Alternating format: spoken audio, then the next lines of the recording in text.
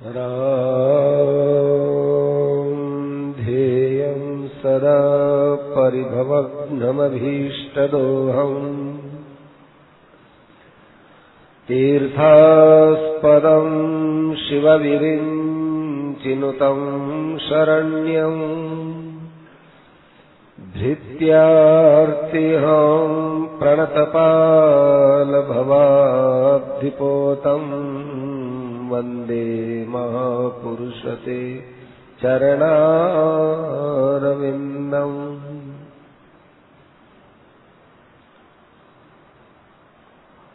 हम जो बात चलाते हैं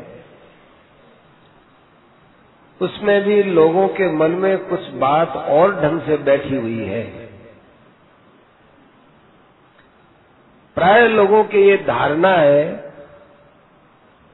कि हम परमार्थ की तरफ चलेंगे तो हमारा व्यवहार बिगड़ जाएगा और व्यवहारी व्यवहार की तरफ देखेंगे तो परमार्थ का काम नहीं होगा।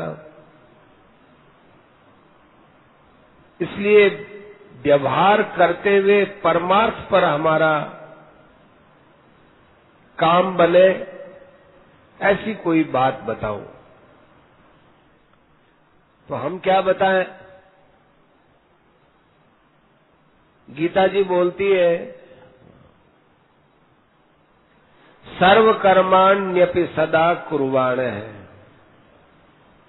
सब काम करो, शास्त्र के निर्देश के अनुसार जो काम करने की आज्ञा है वो सब काम करो, लेकिन आश्रय मेरा रखो।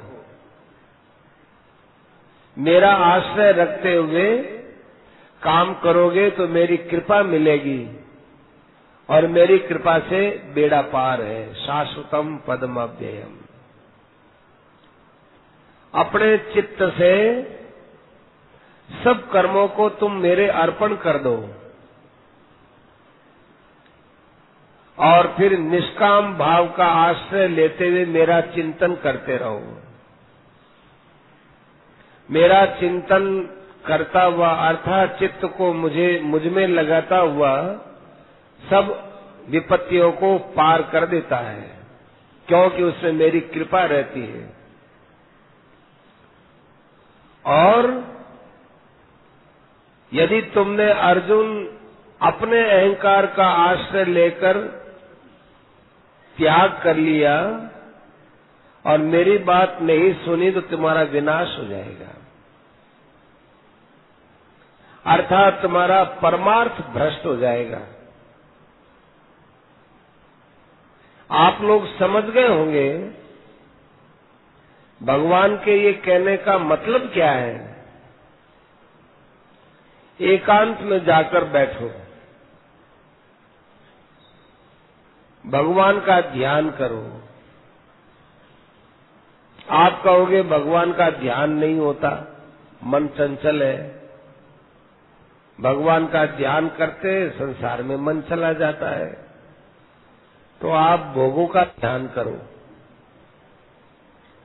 कि इन भोगों में हमको कहाँ सुख मिलता है। कहीं सुख नहीं मिलता। इन भोगों की नश्वरता का ध्यान करो। इन भोगों से जो दुख मिलता है उस दुख का ध्यान करो। मन यदि सुख की तरफ जाता हो तो बार बार उसको बच्चे के समान डरा धमकाकर दुख ही दुख दिखाओ। अपने आप ये मन दुख देखने लगेगा तो भगवान में आपका मन लग जाएगा। जो आदमी फल भोगों को त्याग करके मन को वश में करके भगवान के ध्यान में लगता है और उसका जो कल्याण होता है वही कल्याण भगवान के शरण होकर सब कर्म करने से हो जाता है। तो भगवान के शरण होकर अपने कर्तव्य का पालन करना ये सुगम काम है। भगवान ने अर्जुन से कहा कि तू सारी क्रिया मेरे अर्पण कर दे, मेरी शरण में आ जा। जैसे कठपुतली सूत्रधार के शरण में है, अपनी बागडोर मेरे हाथ में दे दे, जैसे मैं चाहूं तेरे से काम में लूं, ऐसा तू बन जा। और बुद्धि योग के द्वारा, माने निष्काम भाव के द्वारा मेरे को जान करके चित्त को मेरे में लगा दे। उससे क्या होगा? संसार से तर जाएगा। चित्त में अहंकार को रखेगा और मेरी बात नहीं मानेगा तो पतन को प्राप्त होगा। इन बातों पर विचार करने की बहुत ज्यादा जरूरत है। हमने आपसे पहले भी कहा था, मान बढ़ाई से लज्जा होनी चाहिए, दुख होना चाहिए। ऐसा करते करते आगे जाकर आपकी अपने आप मान बढ़ाई से अरुचि हो जाएगी। मान बढ़ाई में थे तो राजी हो, और मान बढ़ाई में राजी होते ही मान बढ़ाई री इच्छा पैदा हुए, फिर मान बढ़ाई रे त्याग री बात थाने गले ही नहीं उतरे। मान बढ़ाई के त्याग से आपका देहाभिमान भी नष्ट हो जाएगा। देहाभिमान होने पर भी आप तो मान बढ़ाई के त्याग के पीछे ही पड़ जाओ। यदि इसमें आपको हानि लगती है तो फिर आप त्याग क्यों नहीं करते हो? इसका मतलब है कि आपको इसमें अभी हानि दिखी नहीं है। मान बढ़ाई के समय चौकन्ने हो जाओ। जैसे कोई बिजली का खंभा है और वहां कोई कह दे कि इस तार में करंट आएगा, दूर रहना, तो हम जान जान करके दूर चाहते हैं कि भाई कहीं पास में जाएंगे करंट लग जाएगा। कितना डर लगता है, उससे दुगना डर मान बढ़ाई से लगना चाहिए। सत्संग में आने वाले भाई बहनों का बड़ा आदर करना चाहिए, प्रेम करना चाहिए। ये आदर व्यक्ति का नहीं है, ये आदर सत्संग का है। आपके मन में ये भावना आनी चाहिए, बहुत बढ़िया बात कर रहे हैं, आपके मन में ये भावना आनी चाहिए कि ये माताएं, बहनें, भाई लोग जो सत्संग करते हैं, ये हमारी ऋषि मुनियों की परंपरा को निभाने वाले हैं। उस समय उस आदमी का स्वभाव क्या है, वो आदमी क्या करता है, वो मेरे से कड़वा बोलता है, वो मेरे से द्वेष रखता है, ऐसी दृष्टि रखता है, तो वो सनकादि ऋषियों का अपमान करता है। क्योंकि वो तो बेचारा सत्संग में आया उन ऋषियों की परंपरा पालने के लिए। आपने उसमें दोष देखा। आपके अंदर इतनी प्रसन्नता होनी चाहिए जैसे भगवान ही आए। कभी कभी आपको झाड़ आवे, झाड़ माने क्रोध, अपने में झाड़ आवे, फिर अपना भी कह दिया क्रोध आवे, तो बहुत सावधान रहो, संभाल के रखो। क्रोध के साथ ही साथ आपके मन में ये विचार उठना चाहे कि ये क्रोध बहुत पतन करने वाली चीज है। जैसे घर में आग लगे तो सब काम छोड़ करके आदमी पानी लेर भी आग ने बुझावे।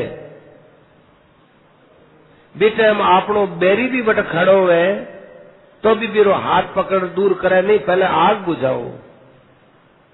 प्रेमी हुए तो बिने भी दूर करे, सबसे पहले आग बुझाने रो काम है। इसी प्रकार अपने मन में झाड़ उठे तो सब काम छोड़ पहले भी क्रोध न बुझाओ, झाड़ न बुझाओ। झाड़ किया बुझे, सावधान रखो अपनी जबान सु कदे हल्की बात नहीं निकले। आपकी जबान सु दूसरा रे चित्त में क्षोभ पैदा नहीं हुए, अपनी क्रोधरी आवाज सु क्रोधरी बाणी सु दूसरा रे मन में और क्रोध पैदा हुई, दबा लो बैठे। जैसे आग की चिंगारी थोड़ी आगे बढ़ती बढ़ती सबने जला देवे, ऐसे क्रोध की अग्नि से बहुत पतन हुए। अपने मन के प्रतिकूल कोई चीज हुए तो आनंद मनाओ। अपने मन के प्रतिकूल कोई आज्ञा देवे तो बहुत खुशी खुशी से चालो। मैं थाने बहुत दामी बात बताई है। मैं आपके साथ कोई मजाक नहीं कर रहा, कि स्वभाव में नहीं है।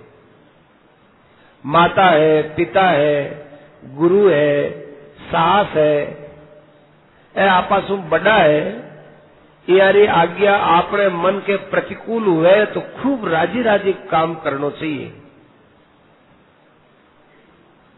क्योंकि इसो आपनो सुधार है। भगवान पर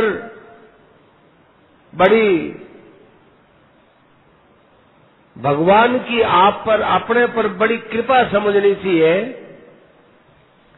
कि मारे मन रे प्रतिकूल भगवान सासू जी सु बात कहलवारिया है, पिता सु बात कहलवारिया है। मन के प्रतिकूल होने पर बिना विचारे आज्ञा को पालन करनो, अनुकूल बात रहे तो मेरे पर थोड़ो विचार करनो, क्योंकि आपने मन के प्रतिकूल जो आज्ञा है बड़ा की भगवान की आज्ञा समझनी, खुशी खुशी पालनो चाहिए। कोई कड़वी बात कहे, गाल काटे,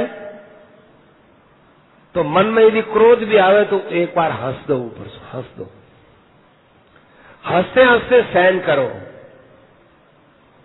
और अपने मन से भगवान ने प्रार्थना करो, हे भगवान इन्हें सद्बुद्धि देओ, साथ में मने भी सद्बुद्धि देओ। आपने गाल काटे, आपनो अपमान करे तो अपने लिए क्यों चिंता करो, उसके लिए चिंता करो, क्योंकि उसने अपना भविष्य खराब किया है। जैसे खोड़ो आदमी चालतो चालतो गिरे तो वो गिरे ये लिए बिन और धक्को दो, ऐसी मानवता थोड़ा ही है। ऐसे ही वो तो बेचारो आगे ही थारो अपमान करके खाड़ा में पड़े है, बिन और धक्को क्यों दो। कोई चिंता मत करो। कोई कहवे कि माने बुरी बुरी बात कहवे, गाली काटे कि तेरो सत्यानाश हुए, ऐसो कहवे जना के करा, तो बड़े प्रेम से सहन करो, खुश हो जाओ। थाने में लिख देवा कि थारे बुखार भी कोनी चढ़े, सत्यानाश की तो बात ही दूसरी है। हुए कहो तो थाने लिख दे देवा। एक बात ध्यान राखनी, सती साप देवे नहीं, कुछ सतीरो लागे नहीं। निर्भय रहो। द्रौपदी साप देती तो कौरवारो कदी नाश हो जातो, पर द्रौपदी सती व साप नहीं दी और कुछ सतीरो लागे नहीं। अपने मन में किसी प्रकार की उत्तेजना नहीं आनी देनी चाहिए। कोई आदमी हमारे मन में उत्तेजना पैदा कराता है तो उसमें उस आदमी की कृपा समझो कि देखो ये गाड़ी निकाल करके हमारे मन में क्रोध पैदा करवा कर हमारी परीक्षा लेता है, ये भगवान की कृपा हो गई, इस आदमी की कृपा हो गई। एक वैश्य भाई था, सब जानते थे उसको कभी उत्तेजना नहीं आती, क्रोध नहीं आता। कोई कितनी प्रतिकूल बात कह दे, गुस्सा आता ही नहीं था। एक बार उसके पड़ोसी ने सोचा कि कुछ भी हो, इसको गुस्सा दिलवाना ही है, कुछ भी हो जाए। तो उस पड़ोसी ने एक दिन उस वेश्य भाई को अपने पास अपने घर बुलाया और कहा कि देखो, तुमको पता है मेरा तो परिवार में कोई भाई नहीं, कोई बंधु नहीं, और है वो भी मेरे से नाराज रहते हैं। मुझे ससुराल जाना है, मेरे पास सामान बहुत है, ये एक मेरा मटका है, इस मटके को लेकर के तुम मेरे साथ चलो तो बहुत ठीक हो जाएगा, मेरी मदद हो जाएगी और तुम्हारा एहसान मानूंगा। उस वेश्य भाई ने कहा, अरे इसमें कौन सी एहसान की बात है, हम चलने के लिए तैयार हैं। उसने वो मटका ले लिया। उस मटके में बहुत गंदी गंदी चीजें थी, कादा कीचड़ टट्टी पेशाब भरा हुआ वो मैला मटके में ऊपर से बंद कर दिया और क्या, इसको सिर पर रखो और चलो। तो उस वेश्य भाई ने सिर पर रख लिया, चला। घर से चल करके जब वो बाजार में बीचों बीच आया, तब उसको कहा कि तुम थोड़ा आगे चलो, मैं तुम्हारे पीछे पीछे चलता हूं। ठीक है, वो आगे आगे चला। उसके हाथ में एक लट्ठी थी, उसने पीछे से मटके के ऊपर जोर से लटकी मारी तो मटका फूट गया और सब गंदगी टट्टी पेशाब और वो कादा कीचड़ सब उसके शरीर पर और बिखर गया वो बड़े बाजार में। और वो पड़ोसी जोर जोर से हंसने लगा, उसके मुंह के सामने इशारा करके हंसने लगा, तो वो भी हंसने लगा। जब वो हंसने लगा तब उस पड़ोसी ने कहा कि भाई, मैं तो तेरी ये बदतर तेरी खराब हालत देख करके हंस रहा हूं, तू कैसे हंसता है? वो बोला, मैं भगवान की कृपा देखकर हंसता हूं। बोले, तेरे पर क्या कृपा हुई कि आज भगवान हमारी परीक्षा ली? भगवान ने ये परीक्षा लेने वास्ते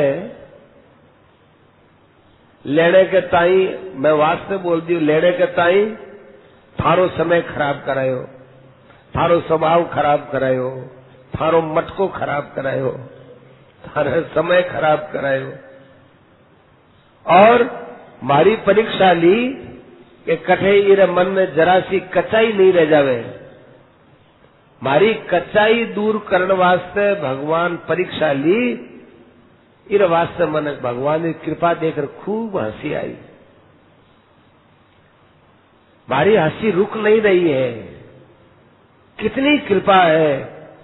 और ये अनंत करोड़ ब्रह्मांडा में अनंत करोड़ जीव है, वे जीवामू टाल मारे पर कैसी कृपा करी है।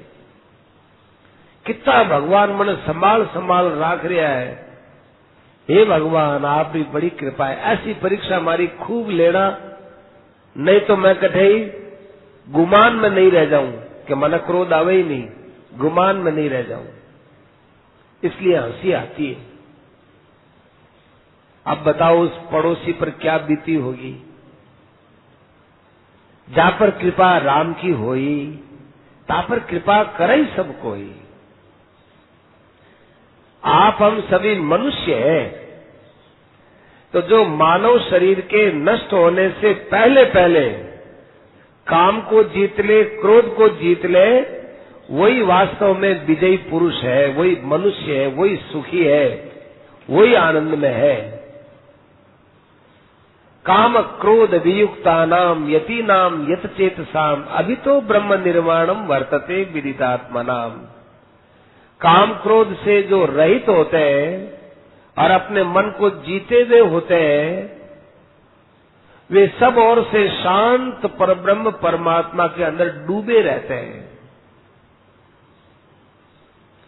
मन के विरुद्ध जो काम होता है, मन के विरुद्ध जो घटना होती है, मन के विरुद्ध कोई अपमान करता है, मन के विरुद्ध कोई बात बोलता है, उससे क्रोध पैदा होता है। भी क्रोध ने मार गिरो, उसको मार दो, आपकी बहुत बहादुरी होगी। मार गिरनो के है कि पाछो क्रोध नहीं करनो। काम के जीतने के लिए थे सुखदेव जी महाराज रो वो चरित्र याद कर लिया करो। सुखदेव जी ने व्यास जी महाराज जनक जी रे बठे भेजा। जनक जी सुखदेव जी री परीक्षा रे वास्ते सुंदर सुंदर युवती स्त्रियां ने ब्यानी सेवा में रखा। कई दिन तक वे सुंदर स्त्रियां ब्यान करने रही, ब्याने नुलाई, ब्याने खिलाई, ब्याने पिलाई, परंतु सुखदेव जी को ये ज्ञान ही नहीं है ये कौन स्त्री है कौन पुरुष है, कुछ ज्ञान नहीं है। जनक जी बहुत दिनों तक परीक्षा लेने के बाद जनक जी बहुत खुश हुआ। बोलिया कि थाने अब के बात सीखनी बाकी रही है, थाने के सिखावा।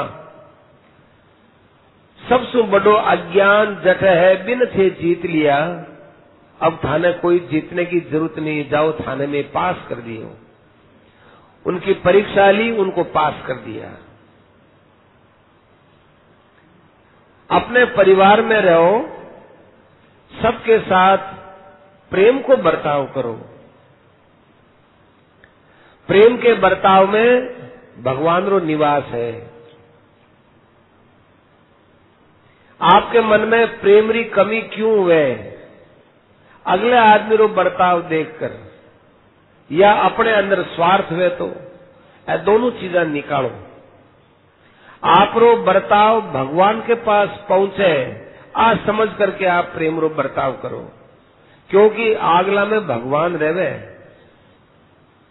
अद्वेष्टा सर्वभूतानाम मैत्र करुण एवच है, निर्ममो निरंकार सम दुख सुख क्षमी।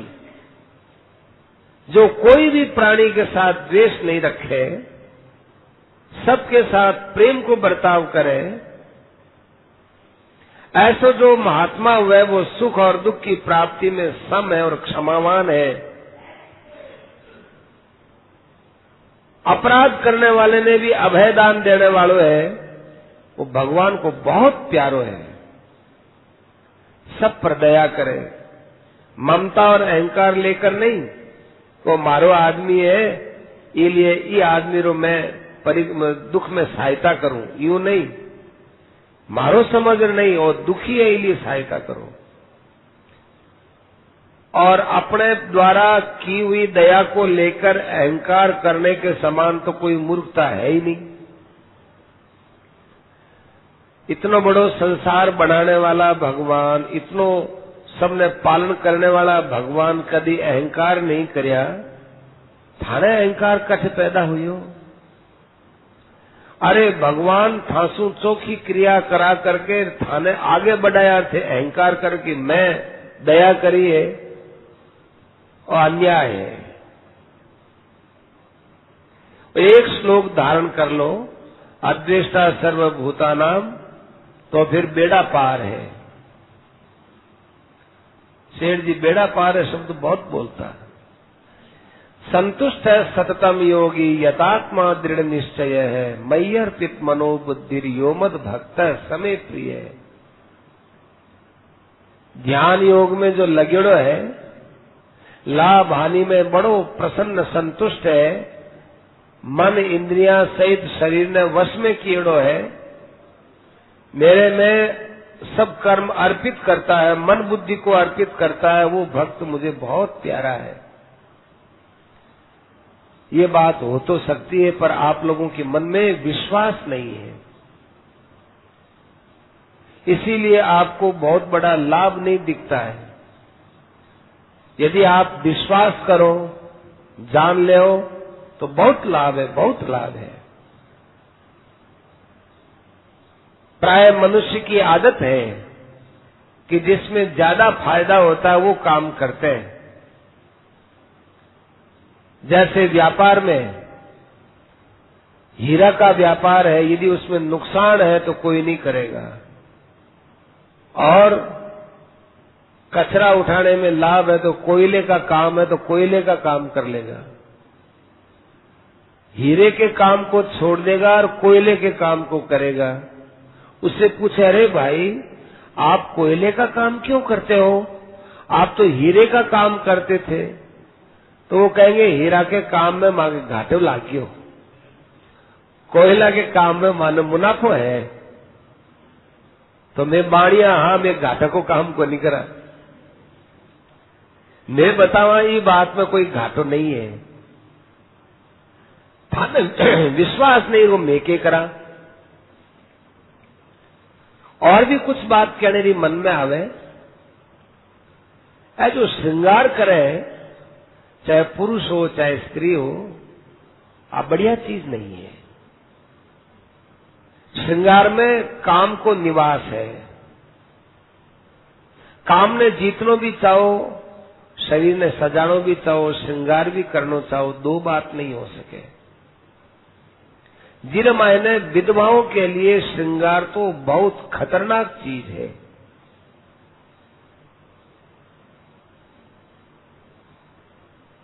जो पुरुष ज्यादा श्रृंगार करता है उसकी तरफ स्त्रियों की दृष्टि जाती है, और स्त्री यदि खूब श्रृंगार करती है तो उसकी तरफ पुरुषों की दृष्टि जाती है। ये यहीं से नरक का दरवाजा खुलता है, क्योंकि काम है, क्रोध है तथा लोभ है, तस्माद एतत्त्रयम् त्यजेत। त्रिविधम नरकस्येदम। नरक के 3 दरवाजे हैं, काम, क्रोध और लोभ।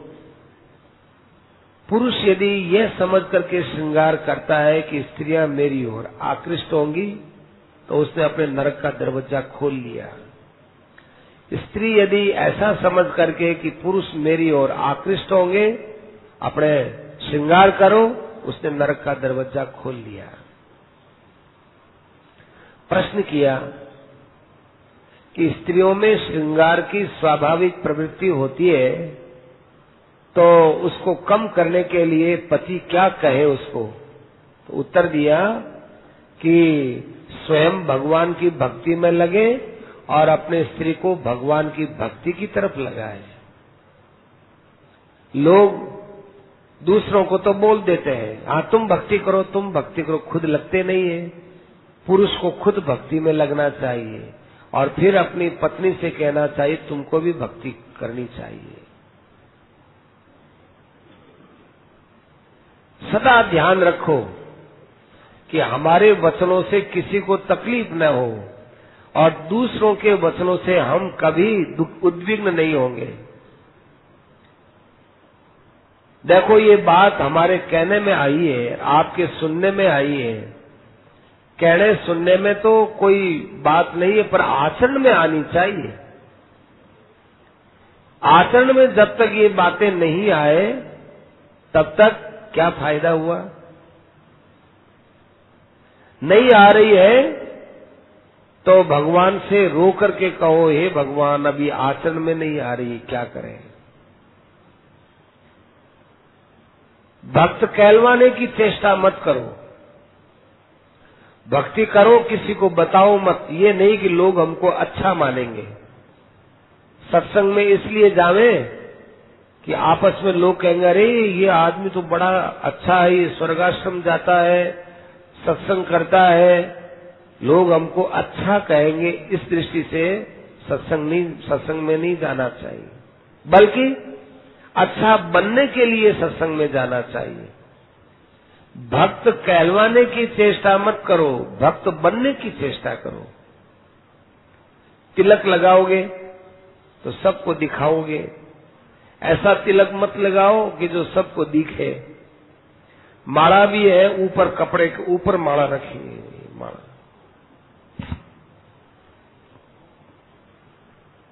सबको दिखेगा माला है, हम माला फेरते। ये छिपा के रखनी चाहिए।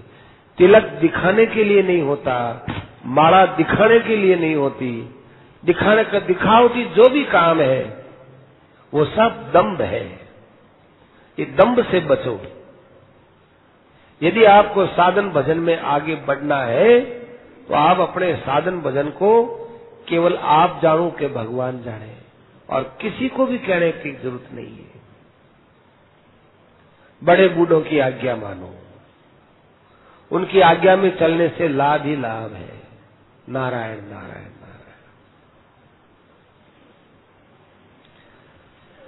रामाय रामभद्राय रामचंद्राय वेदसे, रघुनाथाय नाथाय सीतायाः पतये नमः।